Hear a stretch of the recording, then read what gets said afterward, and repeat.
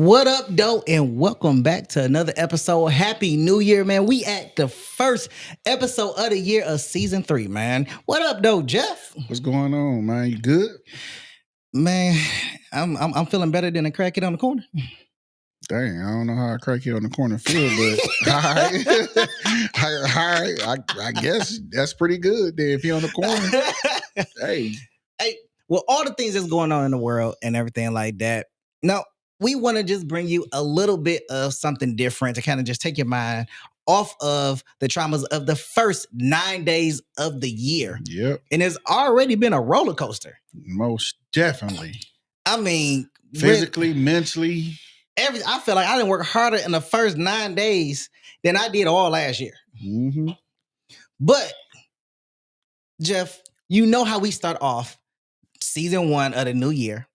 I mean, you know, we started off season 1 of the new year, how we did season 2. So we're going to do it this year. All right.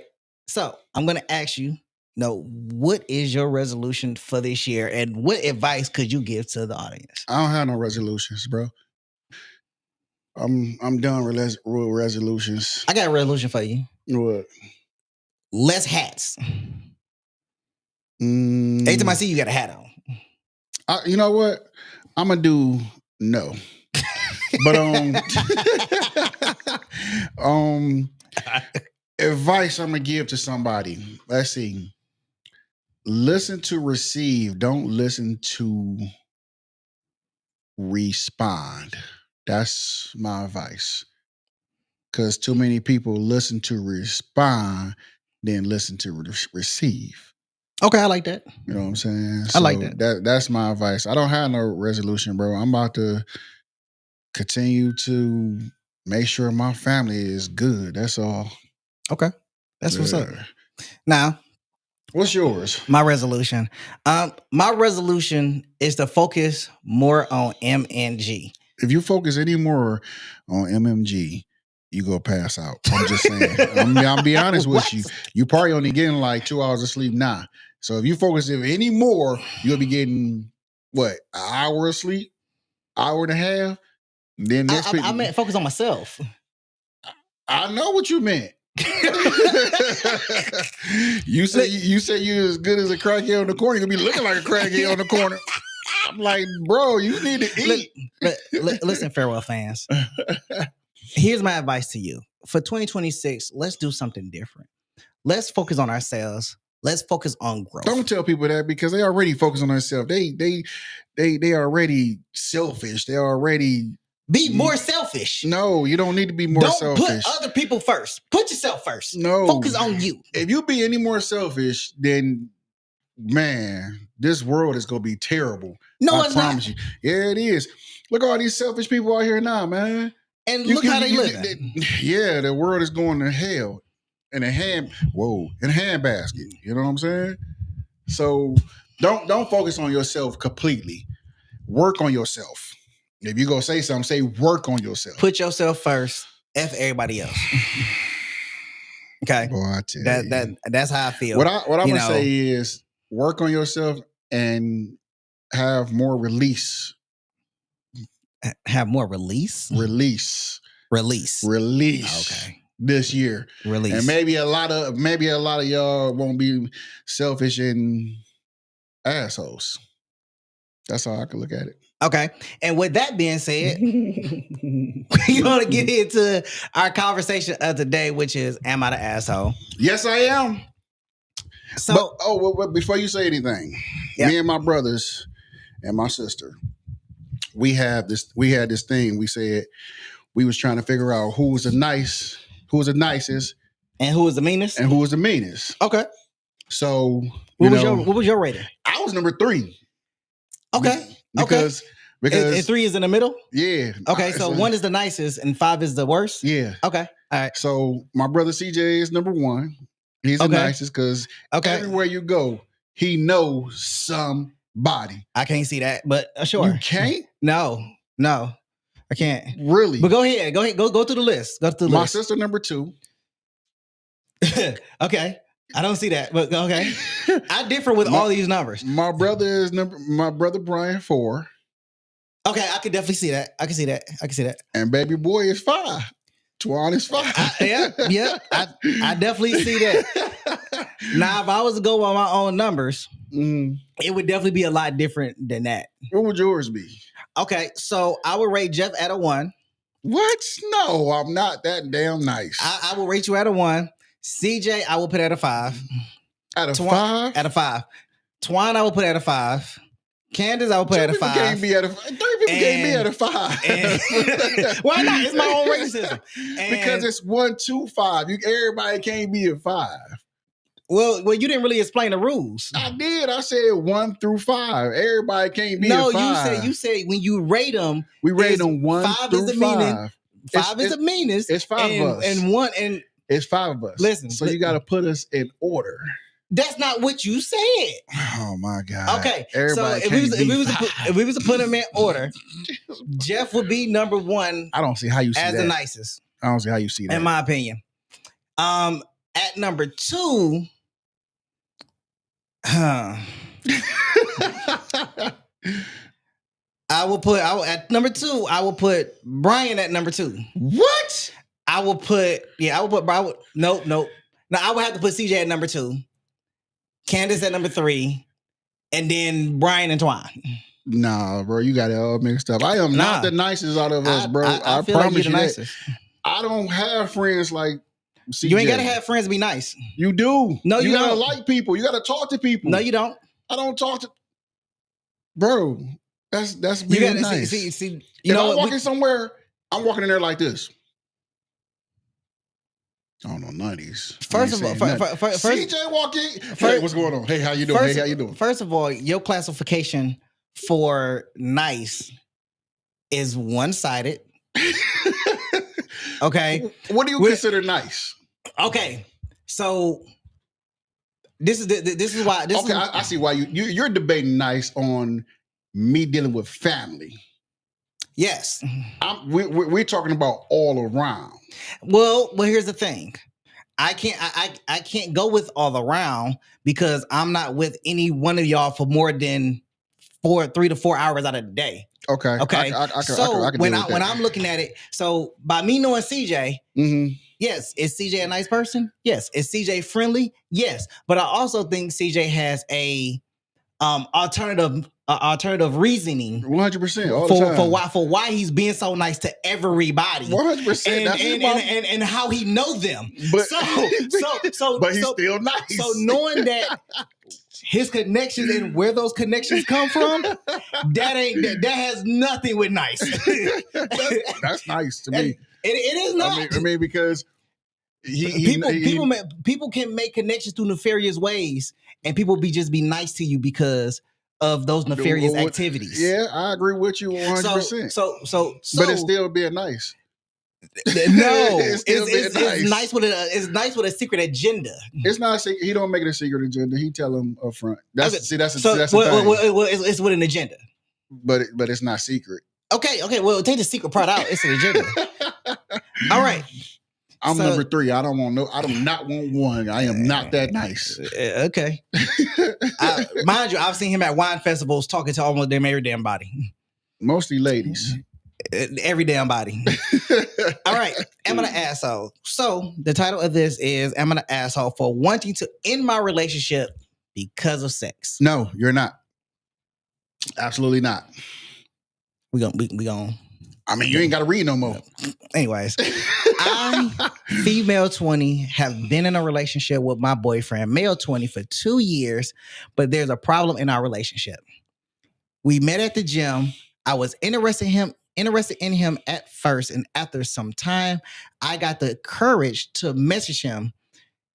I don't know how she got that, but I had the courage to message him. Mm-hmm. We started talking, hooked up, and after a while, we started dating. And y'all hooked up, then started dating? That's crazy. No, that's perfectly fine. you have to try the cow before you go ahead and buy the cow. Let me get through this.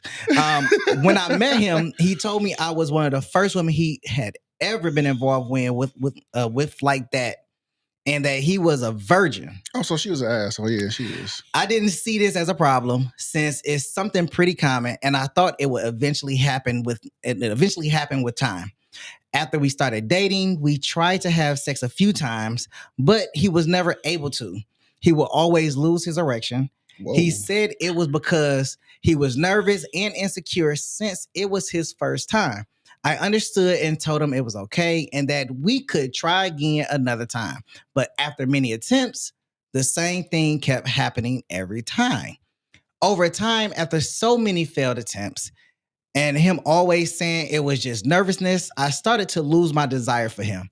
After 2 years of this, I feel like I'm just tired and I've even lost the desire to kiss him because I already know it won't lead to anything.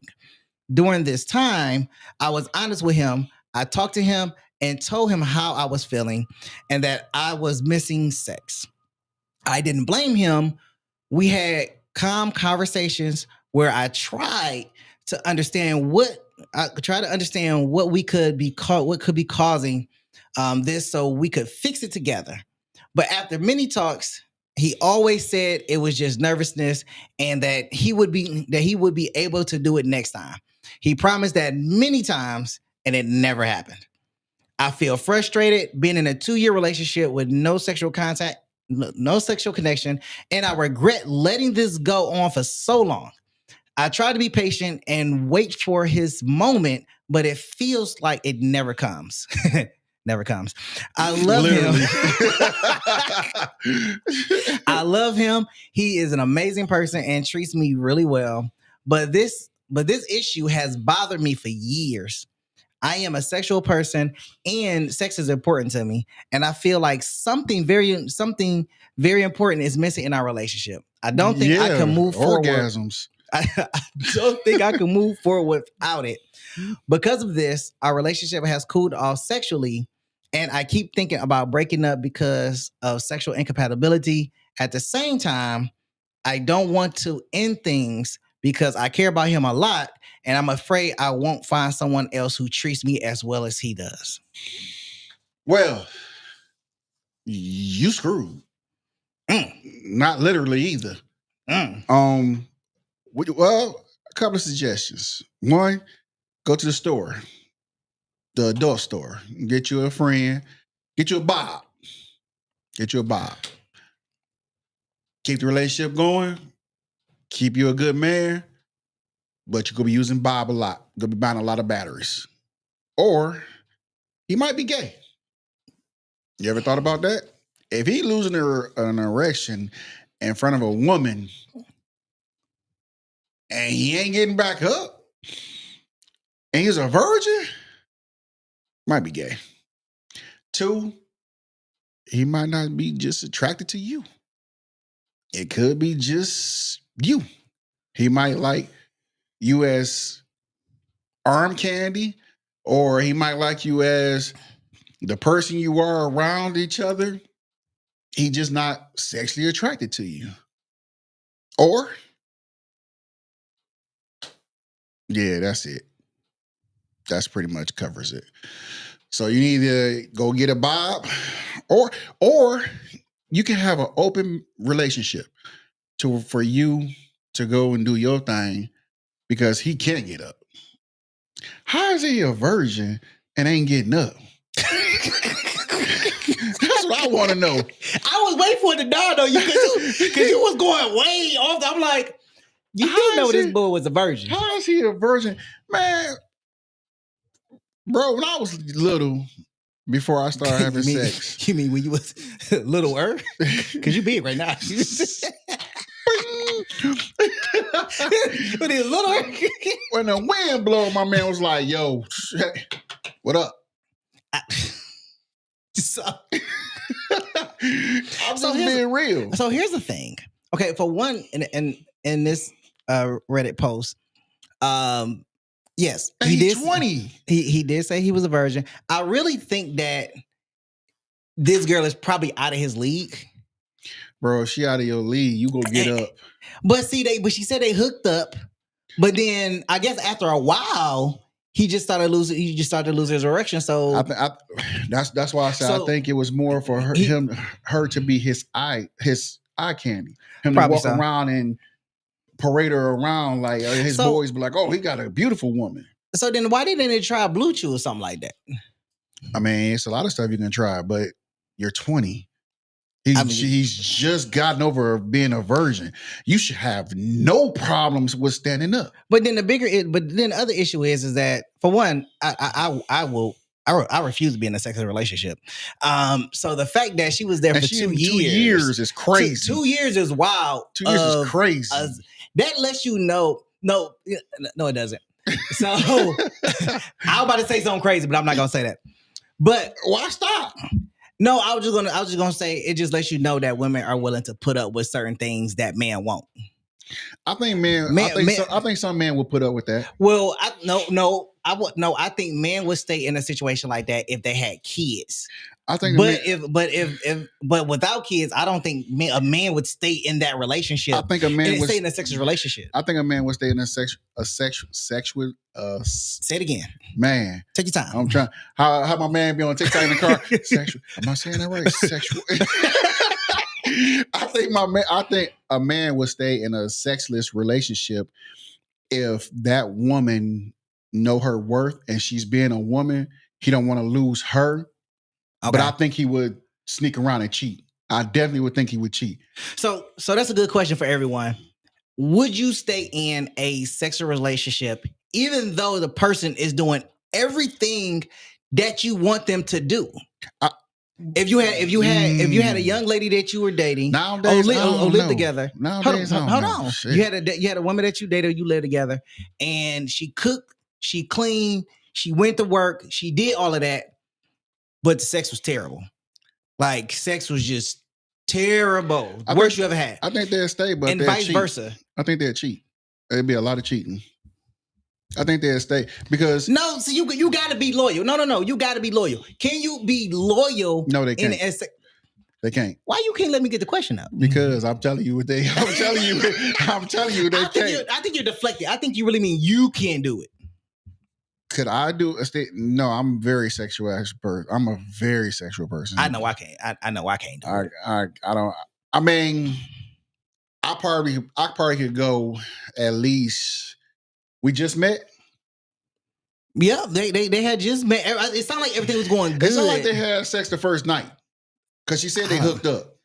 I mean, but she said that she found the courage to message him, which I still don't even understand that part. Because if y'all met at the gym. Yeah, they probably was gym rats. Didn't really talk to each other. She seen them on Instagram or something and shot her shot. I could see that happening. Okay, so they filming and all that. Okay, yeah, I can see that happening. All right. But she said they hooked up. So I guess is they hooking up different than my hooking up? Because my hooking up mean they sleeping with each other. They slept with each other. And then they started dating. So they hooked up. I would think that's hookup culture. Like they just, just hung out? No, like they slept together. Yeah. Okay. So they did have sex once. Yeah. And then it was downhill from there. Let's see. So it got to be her then. Or it could be he gay. I mean, it is what it is. I mean, so they started talking. Yep. They hooked up. And then after a while, they started dating. So they already hooked up once. Yeah. So now your mans don't want to get up for it no more. And then he said that he's the first woman that she been with. That he been with. Well, you know what? Maybe he was sheltered. What that got to do with his? I mean, he's a virgin. What that got to do with his? He's a 20-year-old virgin. What does that have to do with his friend getting up? Once you get that first hit, it's like crack. I mean, if he's a virgin, you have no excuse for that. I don't have no excuse for that. I'm trying to defend my man. You're 20 years old. A breeze come by, you're standing up. You trying to tell me a naked, beautiful woman is laying there? Well, you know what? Maybe he gay. Huh? At 20? Yeah, no, he ain't got erectile dysfunction. Man, 20? He ain't got erectile. Not at 20, bro. Only way I can see him having that if he got hit in the groin area so many times to where the blood is not really functioning. I can see that. But a healthy 20-year-old that's in the gym having ED, I'm not seeing it, bro. Not seeing it at all. Unless he been pumping steroids. Oh well, yeah. I mean, because we don't know. We don't know anything about this person, whatever he like that. He could have been shooting up steroids. Yeah, I forgot about that. If he was shooting up steroids, that do mess with your manhood. Then that could be a cause for early onset of erectile dysfunction. Yeah, you're right. I think he's gay. Okay. Next. I'm sorry. Next, it got to be that because it could be ED, but you 20, bro. That's crazy for you to be messing your body up at 20, shooting up to where you can't get up to perform, and you got to make an excuse every time now. Yes, that's crazy. That's why I got the body I got. It's my duty to please that. Anyways, okay, so here's the next one. Now, y'all let me know on the last one, do you think that person was an asshole? Now, for this one... No, she ain't no asshole. She's smart. She dumb. She stayed 2 years. She stayed 2 years. Yeah. So on this one, am I the asshole for leaving my mom at the airport with no ticket and no plan? Yeah, you an asshole. You left your mama. I figured you was going to say that. Just a mama's boy. Yeah, I am. She an asshole. All right. This still weighs on me. Some background. Because you're an asshole. My mom was abusive growing up. Damn. It got bad enough that at 12, I left home through the courts and moved in with my dad. Dang. The decision fractured our family. On the court paperwork under name of child, she wrote something like, I have no son. Dang. I've carried that with me ever since. Soft ass. I had the ad-libs. I had little contact with her after that, briefly at 17, again in my early 20s, and not consistently until much later. I'm now almost 40. I spent over 20 years drinking heavily and finally got sober in 2018. Hold your comments. When I was, which is when I made an effort to reconnect with my family, including my mom. She's closer to 70 now and has zero contact with 2 of her 3 kids. Reconnecting wasn't easy. When I asked if she ever reflected on the abuse, she told me, she told me I was an adult and needed to let it go already. That was a turning point. I realized any forgiveness would be one-sided. If I wanted peace, it was on me. Since then, our relationship has been rocky, but present. We've had family reunions and even traveled overseas together for 3 weeks. We argue often, usually over small things, but we stayed in contact until this. Last summer, I invited her to my city to see a band she loved since I was young. The plan was simple. She'd arrive on Wednesday. We'd go to the concert on Thursday. She'd fly out to visit my sisters on Friday, and I'd leave early on Saturday for my own trip. She agreed. When she arrived, she mentioned she only bought a one-way ticket and will book the Friday flight later.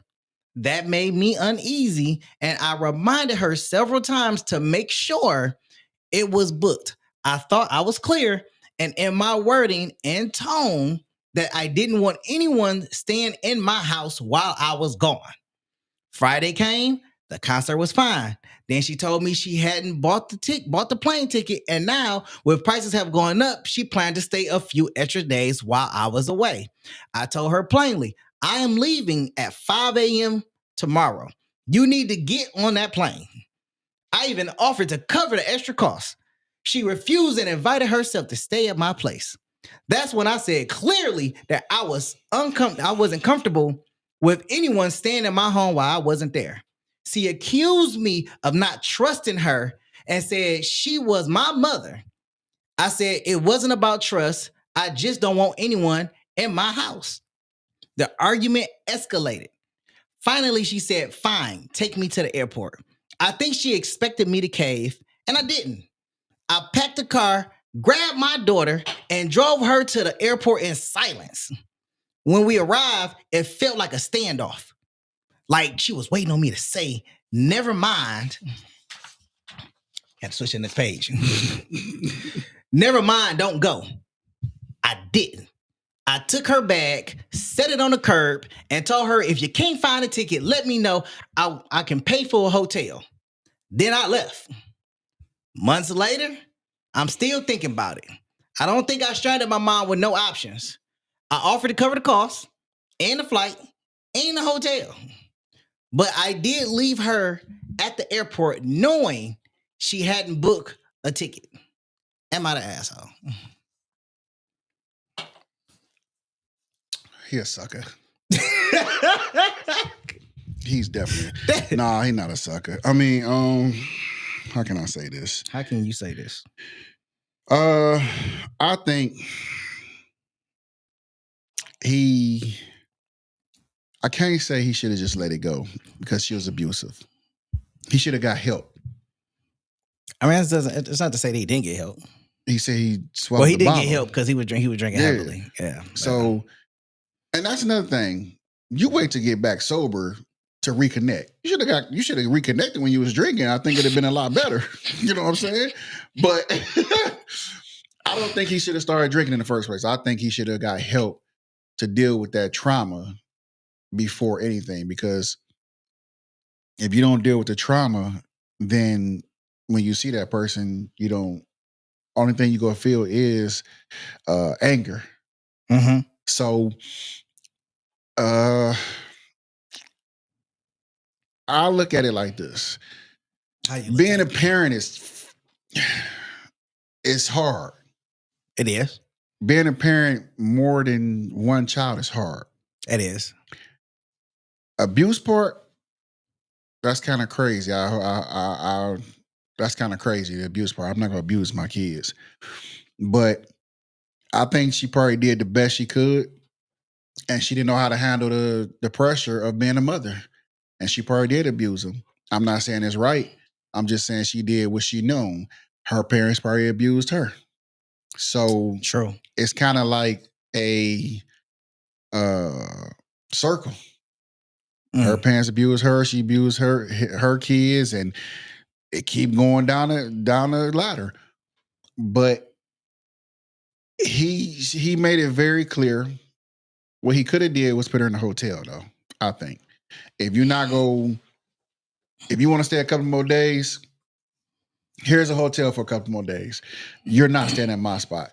But to drop her off at the airport, kind of crazy, because if anything would happen to her, not he'd have felt guilty about. She'd been all right.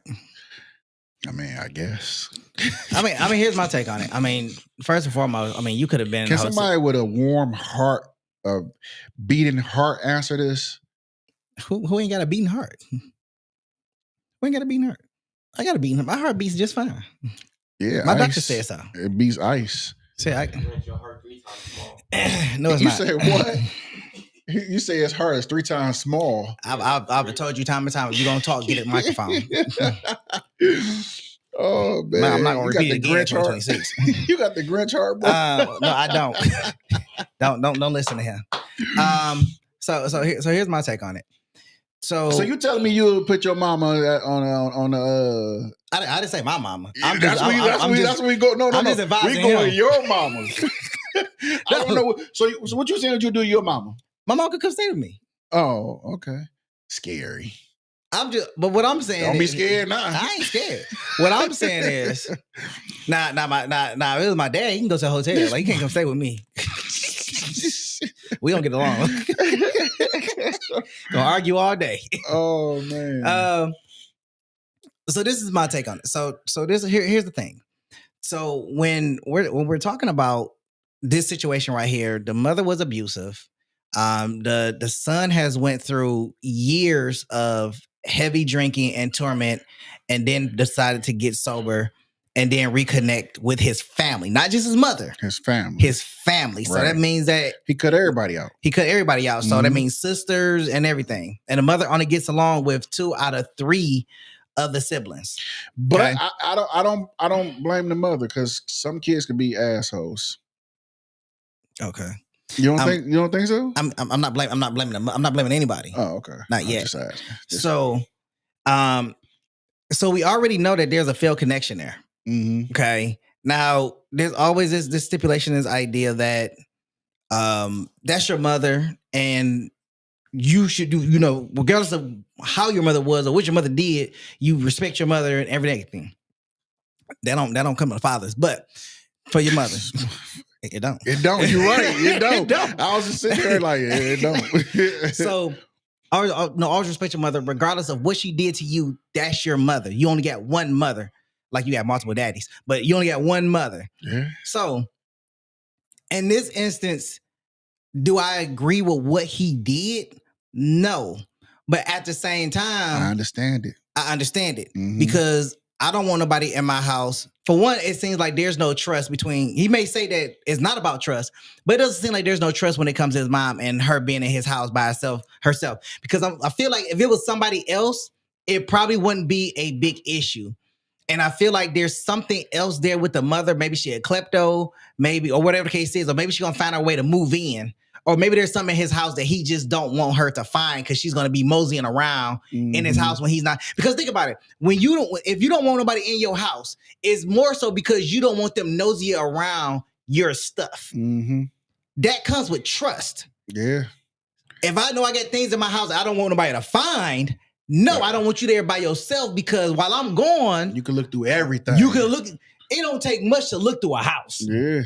It don't take much. You could be gone 5 minutes and you didn't search every crevice of my house and sit back down on the couch and ain't nothing out of place. And I'm gone for days. That give you ample time to look. So I do believe that it was a trust issue here. But if he did have that trust issue in the beginning, he shouldn't have let her come. He shouldn't have let her come and put her in a hotel or Airbnb. Yeah. Now, you left the mother there. Now, we don't have a follow-up to the story about what happened after the fact of him leaving her there at the airport. Did she go to a hotel? Did she go get on a plane? That's crazy. So the thing here is that I don't know if they drove, but it sounded like they got into a vehicle, a cab or whatever, drove there, and he put on the curb and said, "Hey, I'm gone. I'm gone." You know, and it sounds like this is a lot of built up tension. I mean, this was supposed to be a nice family trip. Yeah. You know, her come there, listen to the band, her favorite band, and then go back. But you already knew something was wrong when she didn't buy the ticket. So you already knew what time it was. She already told you she didn't buy the ticket. Right. So because she didn't buy the ticket, that's already an indication that she didn't plan on leaving. So in that case, if you knew she ain't buy the ticket that Thursday, you should have bought the ticket that Thursday and if you were going to cover it. Exactly. If you said you was going to cover it already, the extra, if you was going to cover the extra already, instead of covering the extra, you should have just went ahead and bought the ticket, dropped her off. Here you go, Ma. I'll see you later. Kiss her, and everything had been done. First of all, you've been hurt for too long. I think this was your way of trying to hurt her back just a little bit. Okay. You know what I'm saying? Yeah. Because you've been hurt already too long. You never got help. Never. You was drinking. Yep. Got back sober and then got back in contact with your family. So you never really talked it out with nobody. Nope. And then you see this band. Oh, well, this might be nice. How is something going to be nice if y'all already ain't talked about the old situations first? There you go. So I don't think you an asshole. I just think you did everything the wrong way. I can agree with that. You should. It could have been a better way. You could have got your siblings together, sat on the phone, kicked it with her before she came, and if she didn't want to do that, you knew not to invite her over. Yep. That's what I think. I agree. So you're not the asshole. You're a dumbass, but you're not a asshole. You know what I'm saying? You gotta heal before you move on. True. If you don't heal, you still got all that energy, that bad energy, that anger, and that hate already still built up. Yep, I agree 100%.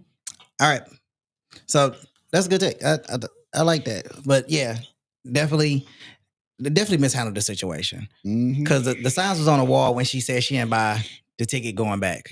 That's always a bad sign. Like if my brothers came to visit me, it was like, yeah, I'm gonna pay for my ticket, you know, later on or when I get there. Nah, you need to pay for that before you even get here. Like that's just real. Or pay for the ticket, and when they walk in, hey, let me hold $233 real quick. I'm gonna give it right back to you. And when he give it to you, y'all get ready to leave. You give him he ain't got his ticket. Here you go, bro. You already paid for it when you gave me that money. Have a good day. Yep. Simple. Simple. Just certain ways you gotta know how to guide around stupidity. All right. So I got one that made. I knew that was gonna get to you, but I think I got one that's gonna really get to you. Don't be looking over here. You ain't gotta read it. I'm not. You know me. I'm gonna read it myself. Okay. I hope it ain't no tequila. Nah, ain't no tequila. Oh, okay. Okay. Am I the asshole for how I reacted when I found out my husband used some of my son's treatment money to buy a Christmas present for my stepson? Treatment money? Mm-hmm. Treatment. What treatment kind of money. Okay, go ahead. I'm listening. Money. Okay. I just said I gotta listen to. You did. You've been talking to the last two of them. Ain't even following his own advice in 2026. I'm working on myself. All right. So it's a long story, but I'll try my best to make it short. So my son, Jamie, 16, is having medical issues. Has been for months now. Without revealing much information because of privacy, the treatment involves monthly payment. I have a good paying job, not high, but good enough, and I've been using the money to pay for the treatment.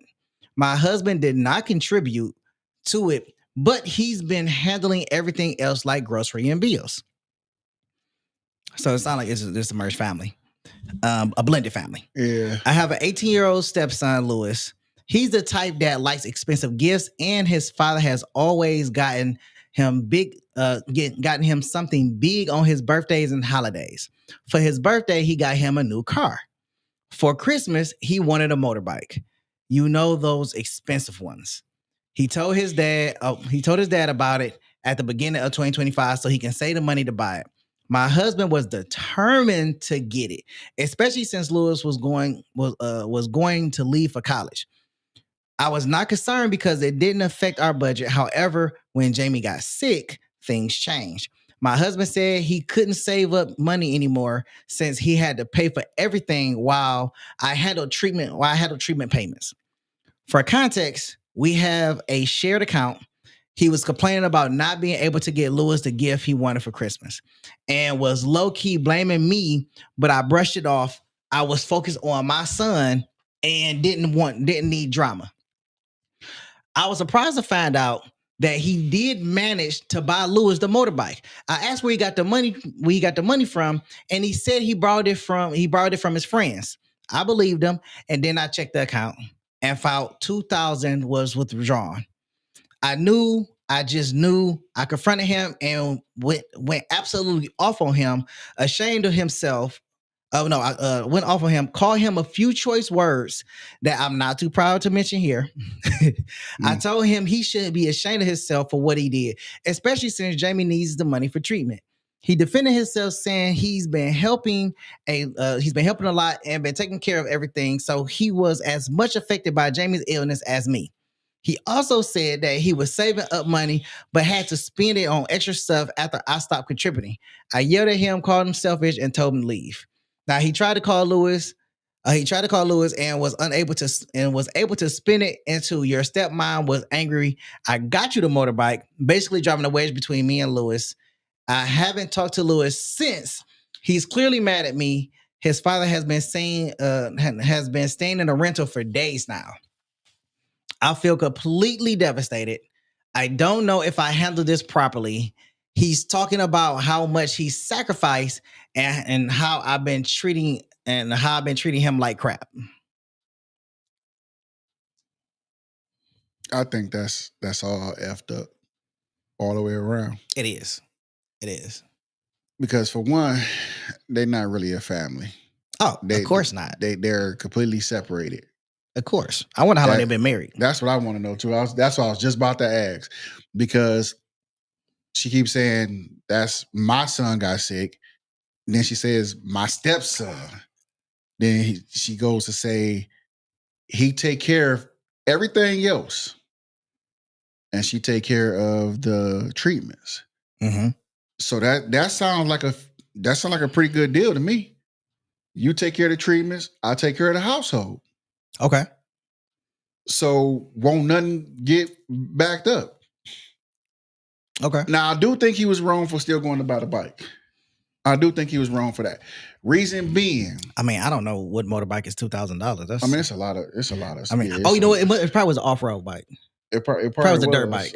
Probably was a dirt bike. Yeah, one of those dirt bikes that But or it could have been an electric bike. For real.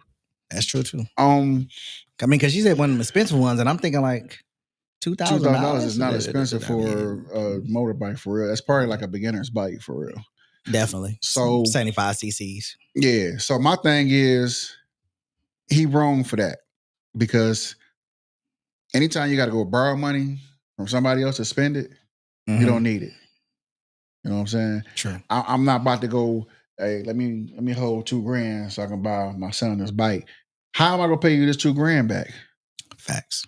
Because we already tight with between the treatment and me paying for everything else. Yeah. So now I got a debt over my head of $2,000. Yeah. I think my son treatment is more important. I would tell my 18-year-old, I can't get you the motorbike, but I will get you something else. Mm-hmm. And if he can't accept that, then he's being selfish. Mm. So I don't think she handled it wrong, because at the end of the day, your child come first. The sick one. Yeah. You know what I'm saying?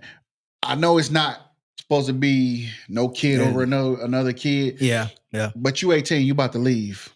Yeah. This other guy is sickly, and I got to pay for his treatments monthly. Mm-hmm. So you basically saying is the monthly treatment is almost $2,000. If she was kind of upset about the $2,000 being gone, if she's paying for it, so the monthly treatment is almost $2,000 then. So you paying $2,000 out for a monthly treatment. He take care of the household, and he know we ain't got the money. If you the man of the household, you supposed to tell the 18-year-old, I'll get you something else. True. Here's my take on it. Ready for my take? Yeah. Uh-huh. Okay. Here's my take on it.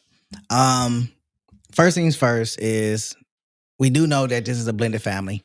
And with having a blended family, we know that if the father has a child, then, you know, that mindset is like, okay, that's my son. But it's not supposed to be like that. It's not supposed to be like that. But from reading that post, from reading that, from reading that post, we can tell that this is a blended family, but it's a family divided. Mm-hmm. Right? Most definitely. Okay. Also, we see that the father is showering the son because of his absence. You think the father is absent? Yeah. So he's giving the 18-year-old he's make up for his time. Yep, making up for his time that he wasn't around. Because think about it. If you was in your but you could be in your kid's life, and you can give him a car, right? Mm-hmm. Now, if you got it like that to give him a car, okay, cool. Mm-hmm. But clearly, this boy don't live with y'all. Probably.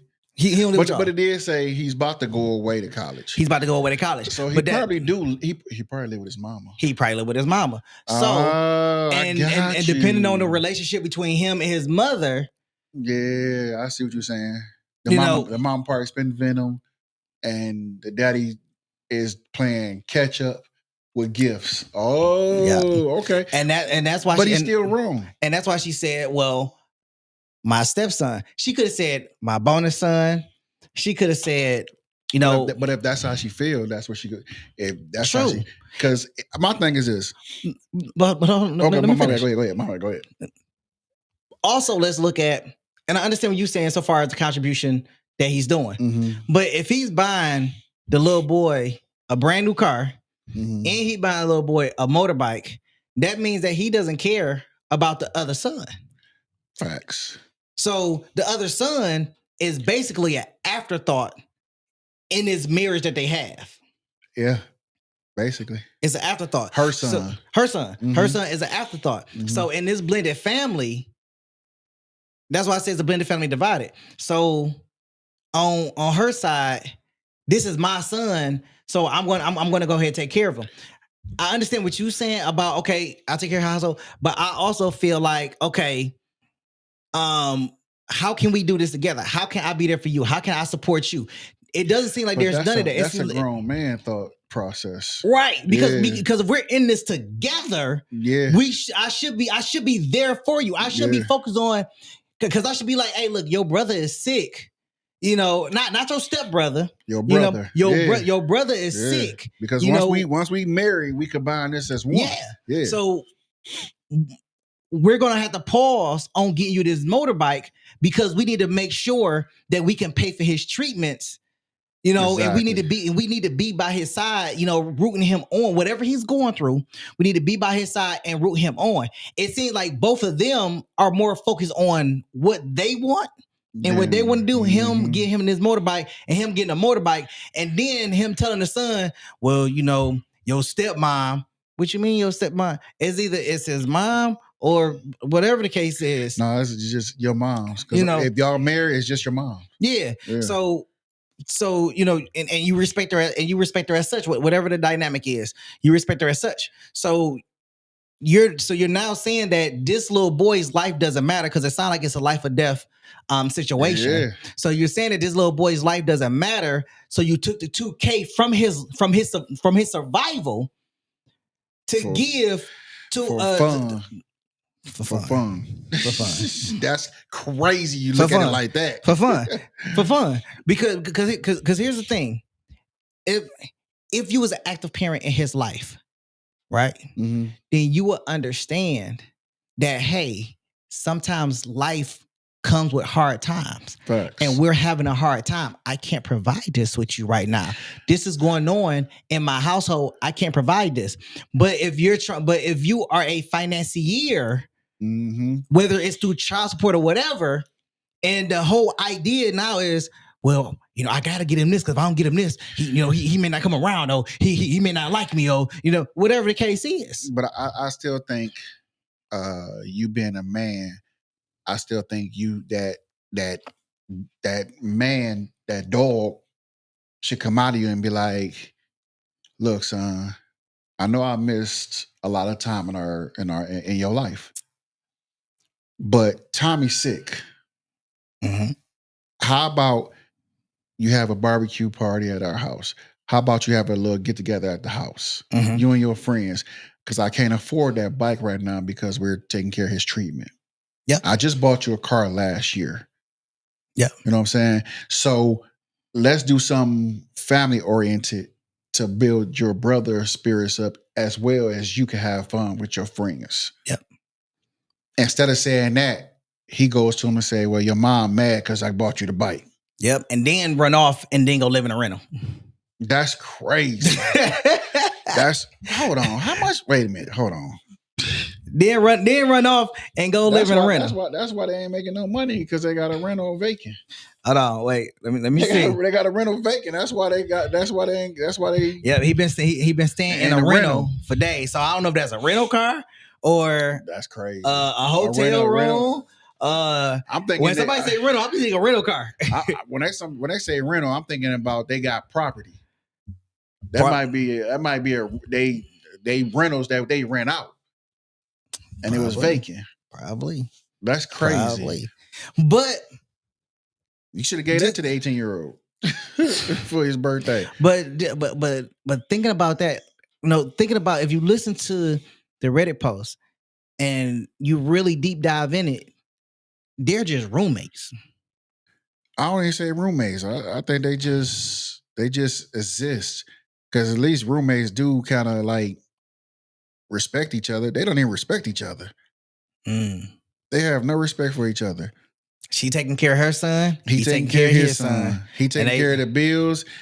She just there floating around.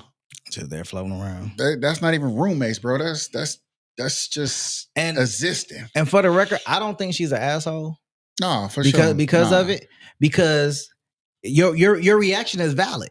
I don't know what this lady's son is going through, what kind of medical treatment or whatever like that. But if it required payments, I mean, that could be anything. That could be chemo. That could be anything. It could be anything. But if it requires payments, And in my experience, that is a life or death situation. Yeah. And if you miss a payment, it just piles up. So you chose. So and that also means that also means that insurance ain't even covering. So it's a serious medical condition because insurance is not covering. You got to make payments. When your insurance don't cover it and you got to make payments. That's one of those, oh no, that mean he gone already type stuff for real. Yeah. That's exactly what that mean. So that's crazy. He went and bought a motorcycle or whatever, a moped over that boy's life, over his life, bro. That got to be the most selfish thing I've ever heard in my life. I'm gonna go buy you a moped while your brother almost died.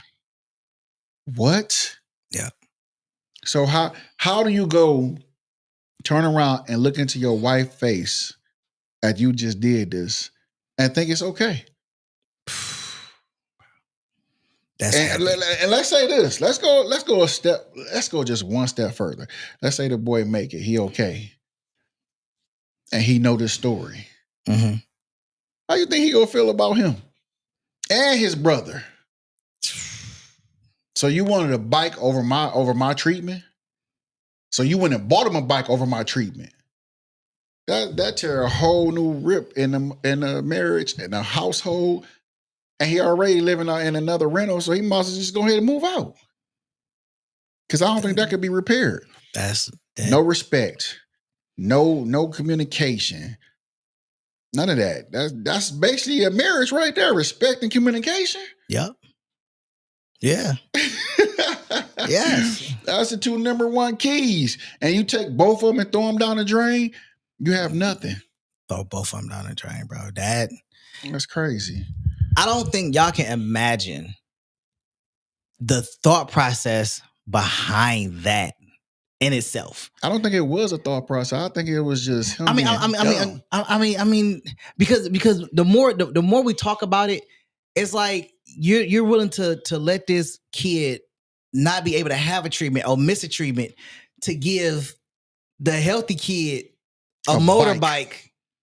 Because it's what he asked for. Ain't go last because he about to go to college.